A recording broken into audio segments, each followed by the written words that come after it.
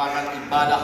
Saudara kasih Tuhan Yesus Kristus, yang kita melihat ada satu kata kunci bagaimana Tuhan bisa memberkati kita. Saudaraku, maka kata kunci itu adalah ibadah kepada Tuhan. Saudaraku yang dikasihi Tuhan, agama manapun di dunia ini, saudaraku, selalu melaksanakan ibadah. Kenapa? Karena ibadah itulah dia bisa berkata-kata kepada Tuhan.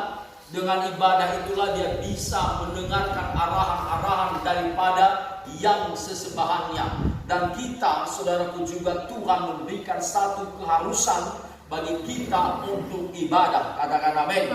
Kita awali pembacaan firman Tuhan dalam kitab Keluaran pasal 23 ayat 25. Ini adalah satu kebenaran firman Tuhan yang ditegaskan kepada bangsa Israel bahwasanya mereka harus beribadah, dan kita percaya juga kita adalah juga Israel rohani yang juga hal ini harus kita lakukan dalam kehidupan kita. Katakan amin. Mari buka Alkitab saudara dalam kitab Keluaran pasal 23 ayat 25. Saudara kasih Tuhan Yesus Kristus, jangan cari-cari alasan untuk tidak ibadah. Tuhan tidak menerima alasan. Ada satu contoh dalam Alkitab, Tuhan murka karena orang yang diundang di pesta itu tidak datang. Maka Tuhan memusnahkan mereka. Tuhan kita melihat dalam kitab Lukas pasal 14 ayat 21. Dalam bahasa Ibrani-nya paksa dikatakan anakajo. Anakajo artinya paksalah mereka, bujuklah mereka, rayulah mereka, ajaklah mereka untuk datang ke rumahku, kata Tuhan. Anakajo adalah satu perkataan Tuhan bagaimana mengajak orang-orang datang kepada Tuhan. Amin. Dengan kata lain, memang Tuhan berkata rumahku harus penuh. Amin. Saudara dikasihi Tuhan, maka kita sebagai anak Tuhan, maka kita harus beribadah kepada Tuhan. Amin. Jangan buat alasan kepada Tuhan. Amin. Tuhan tidak menerima alasan kita. Amin. Malah Tuhan berkata paksa di sini. Gak mau lagi orang-orang kaya itu datang, orang miskin pun, orang buta pun bawa lah, kata Tuhan. Amin. Saudara kasih Tuhan Yesus Kristus, itulah kebenaran firman Tuhan. Tuhan mengajari kita bagaimana kita harus beribadah kepada Tuhan. Haleluya. Lihat ketika Adam dan Hawa beralasan, maka hukuman yang datang kepada mereka, saudara kasih Tuhan, mereka diusir dari Taman Eden itu. Saudara kasih Tuhan Yesus Kristus, kenapa? Karena Adam berkata, bukan aku yang makan buah itu. Si Hawa itu dikasihnya sama aku. Datang si Hawa, bukan aku, ular itunya, karena bilangnya sama aku, kau tidak akan mati nanti, maka aku makanlah. Saudara kasih Tuhan, mereka membuat alasan-alasan satu dengan yang lain. Masa katakan kepada saudara, jauh lebih baik kita sudah rendah hati dan minta maaf, minta ampun kepada Tuhan. Tuhan ampuni saya. Amin.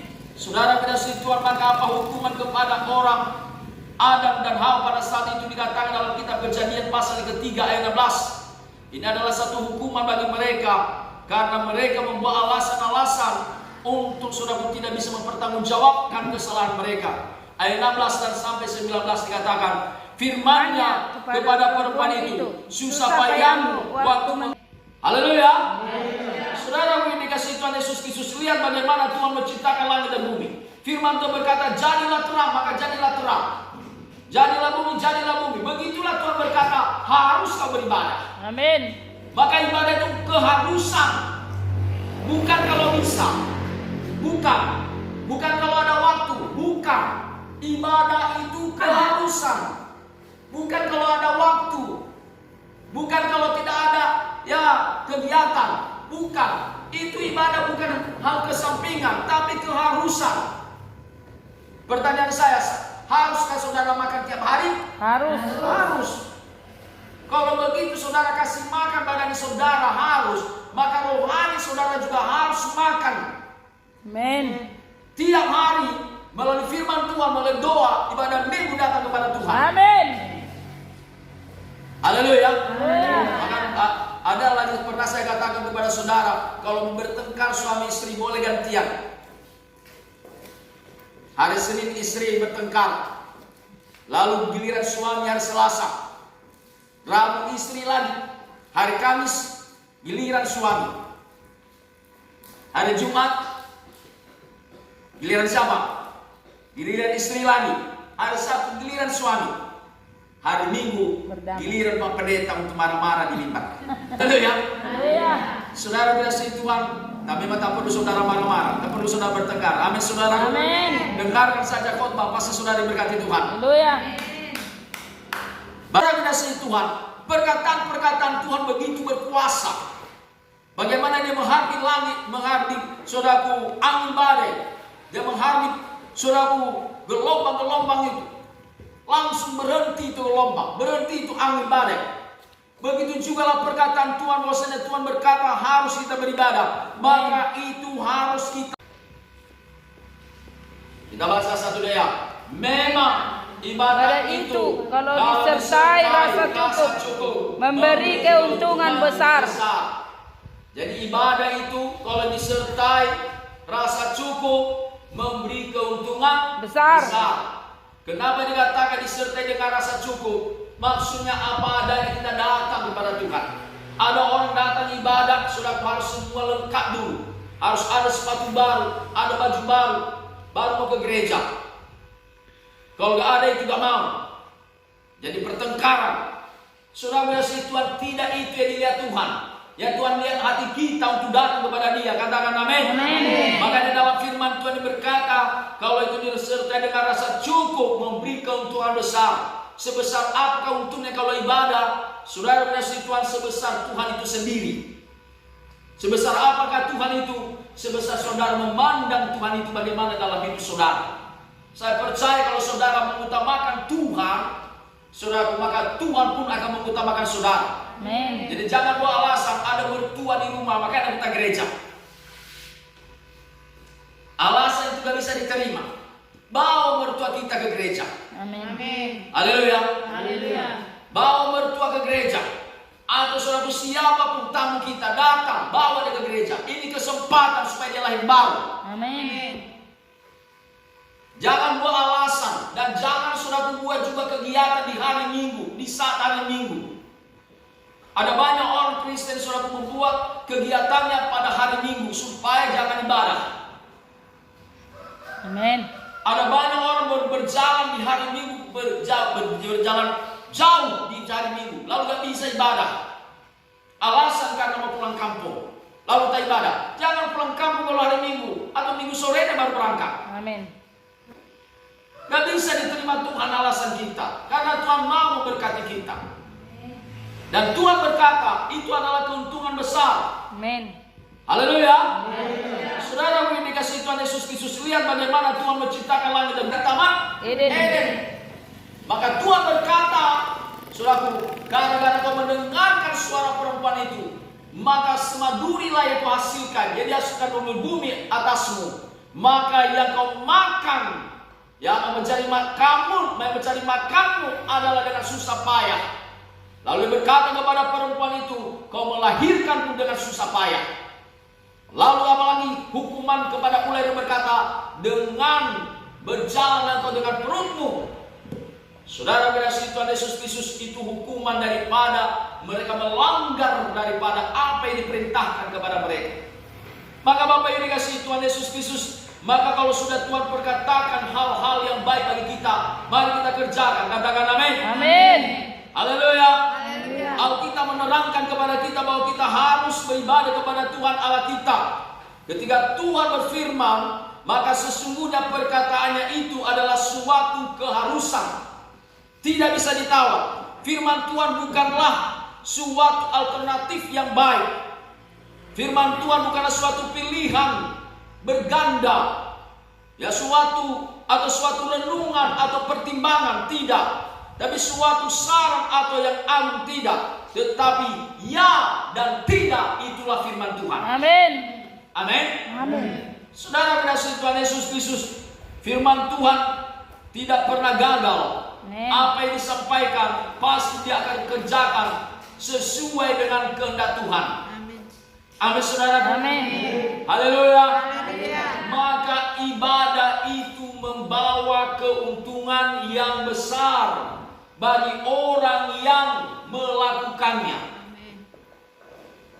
Ibadah itu membawa keuntungan besar. keuntungan besar. Itu dikatakan dalam firman Tuhan dalam 1 Timotius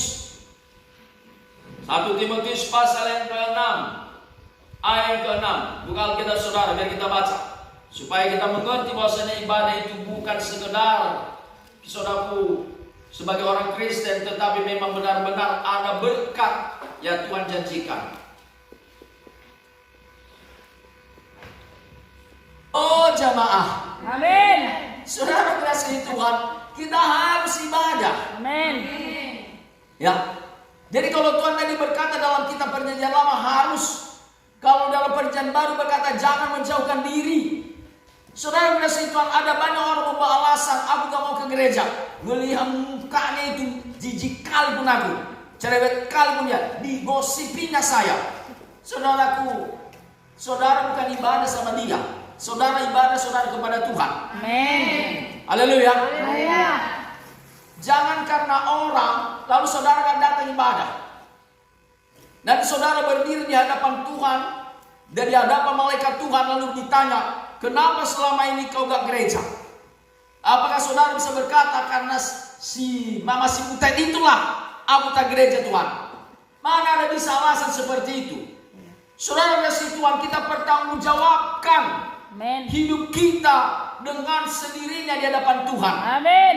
Juga bukan saudara kita membawa mencari pembelaan dari suami. Bela dulu aku, ngomong dulu. Kemarin aku gara-gara itulah aku tak mau beribadah. Gak ada lagi seperti itu. Maka kita harus beribadah. Justru kita ibadah, kita diberkati Tuhan. Amin. Haleluya. Haleluya. Jangan menjauhkan diri daripada pertemuan-pertemuan ibadah. Saudara kasih Tuhan, jangan bawa alasan. Alasan itu tidak bisa diterima di hadapan Tuhan. Saudara kasih Tuhan, ingatkah saudara dalam satu kebenaran firman Tuhan, di mana Tuhan sudah berbicara kepada Adam dan Hawa, Adam dan Hawa, jangan kau makan buah yang terlarang itu. Jangan kau makan buah yang terlarang itu. Kalau kau makan itu, kamu akan mati. Pertanyaan saya, adakah Adam dan Hawa memakannya? Ada. Hah? Ada. Ada. Lalu apa yang jadi? Matikah mereka? Matikah mereka? Tidak. Tidak secara fisik, tapi mati secara rohani. Putus hubungannya dengan Tuhan. Apa saudara hukumannya? Mereka diusir dari taman Eden menjelang hari Tuhan yang mendekat. Jadi firman Tuhan berkata, janganlah kita menjauhkan diri dari pertemuan-pertemuan ibadah kita. Saudara kasih Tuhan, jadi Tuhan berkata jangan. Haleluya. Biasanya perkataan jangan itu biasanya dipakai oleh orang tua untuk menasehati anaknya. Misalnya contoh, dia berkata, "Ucok, jangan kau di jalan ya, jalan raya ya. Nanti banyak di situ motor, mobil bisa kena tabrak." Amin saudaraku. Saudara kasih Tuhan. Jadi saudara kasih Tuhan, di balik kata jangan itu ada hukuman. Bisa jadi dia ditabrak kalau juga dia terus masih main di jalan. Atau dia berkata, "Anakku, jangan kau pegang pisau itu, luka nanti kau." Di balik kata jangan itu, saudara kasih Tuhan, ada hukuman. Amin. Amin. Maka Tuhan berkata, jangan jauhkan diri dari pertemuan-pertemuan ibadahmu. Jadi kalau kita menjauhkan diri atau tidak ibadah, maka di balik itu ada hukuman.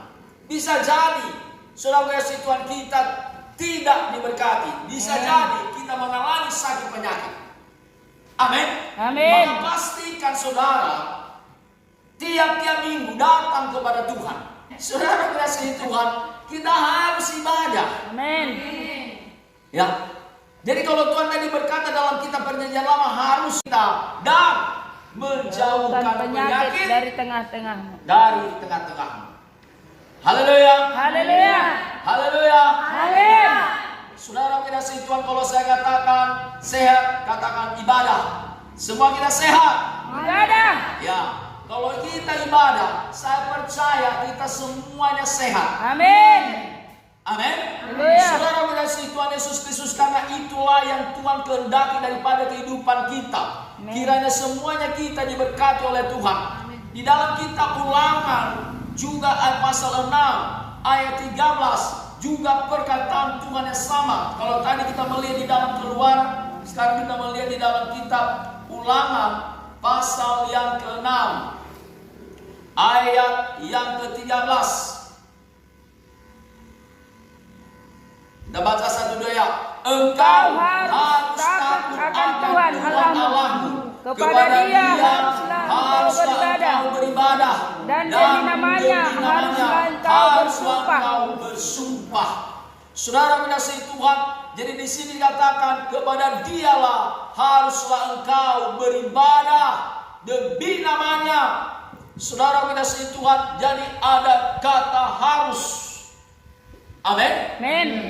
Ada kata harus, dan perkataan itu memang harus dikerjakan. Dalam firman Tuhan dalam pasal ke-10 ayat 20 juga dalam kitab Ulangan juga hal yang sama, di mana Tuhan berkata kita harus beribadah kepada Tuhan. Itu dalam kitab Perjanjian Lama. Bagaimana dengan kitab Perjanjian Baru? Apa katanya? Kita lihat. Saudara mengasihi Tuhan Yesus Kristus, jadi itu bukan hanya pada zaman kita Perjanjian Lama, di zaman serabu jemaat di padang belantara, tetapi juga Tuhan bicara kepada jemaat yang terakhir ini, kepada firman Tuhan berkata dalam Perjanjian Baru dalam kitab Ibrani pasal ke-10 ayat 25, kita baca bersama ya. Janganlah kita menjauhkan diri dari pertemuan-pertemuan ibadah kita seperti dibiasakan oleh beberapa orang, tetapi marilah kita saling menasehati dan semakin giat melakukannya menjelang hari Tuhan yang mengandung akan kubuat sangat banyak.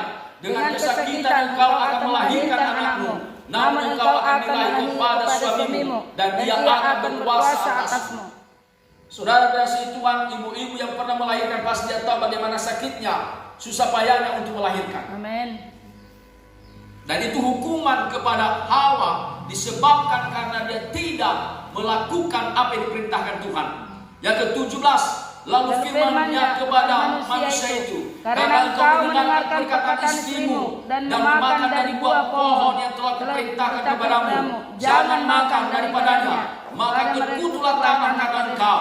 Dengan bersusah payah engkau akan mencari rezekimu dari tanah seumur hidupmu. Nah itu dia. Ngeri kali rupanya. Ibu-ibu susah melahirkan, laki-laki susah mencari makan. Kenapa? Karena dengarkan suara istrinya. Kita perlu juga hati-hati mendengarkan suara perempuan-perempuan, apalagi kau bertobat. Haleluya. Tapi ibu-ibu sini orang-orang baik semua. Amin. Tidak ada yang menjerumuskan suaminya dalam dosa. Jadilah dalam nama Yesus. Amin. Haleluya. Haleluya. Kalau ada istri-istri sini berkata, "Pergilah kau merampok, pergilah kau mabuk." Itu bukan istri yang baik. Itu udah dikuasai setan itu gitu. Saudara mengasihi Tuhan, maka di sini berkata susah payah engkau akan mencari rezekimu dari tanah di seumur hidupmu. Apakah ini bisa Tuhan mengubahkan hal ini? Bisa sepanjang kita kembali kepada jalan Tuhan. Makanya Tuhan berkata harus ibadah. Supaya kutu itu dipatahkan. Amin. Saudara mengasihi Tuhan, ayat 18, semanduri dan rumput duri yang akan dihasilkan bagimu, dan tumbuh-tumbuhan di padang akan menjadi makananmu. Itulah dia, tumbuh-tumbuhan, sayur-sayuran, itulah makanan yang enak. Itulah makanan kita, kata Tuhan. Ayat 19, dengan berpeluh engkau akan mencari makananmu sampai engkau kembali lagi menjadi tanah. Karena dari situlah engkau diambil, sebab engkau debu dan engkau akan kembali menjadi debu. Itulah katanya kepada Adam, kau akan kembali pada debu karena kau dari situ diambil. Tetapi lihatlah bagaimana hukuman itu. Karena tadi dia berkata jangan makan. Tapi apa? Dia makan. Dia makan. Sekarang bukan lagi buah itu yang Tuhan bilang sekarang jangan makan. Tuhan berkata jangan jauhkan diri dari pertemuan ibadah. Jadi jangan salahkan Pak Pendeta kalau saudara mengalami terus kesusahan. Amin. Amin. Jangan saudara disalahkan hamba Tuhan kalau saudara terus dalam keadaan sakit. Karena saudara mengurangi porsi kebenaran firman Tuhan. Amin.